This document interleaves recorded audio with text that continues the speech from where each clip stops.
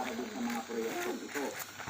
Dahil dito ay pwede raw makatipid ang pamahalaan ng 60 billion pesos at sa halagang ito ay pwede na makagawa ang DPWH ng 1,600 kilometers ng kalye o 1,000 kilometers ng kalye na merong asfalto para nga hindi na sila bako-bako. Itong mga datos na ito binigay na ng DPWH sa mga mamabatas na pinipilit ng kanilang budget at sila na may ang bahala kung saan na talaga mapupunta itong savings na ito, yung matitipid dito sa mga proyektong ito. Pakinggan natin ang pahayag ni Public Works Secretary Vince Nigon.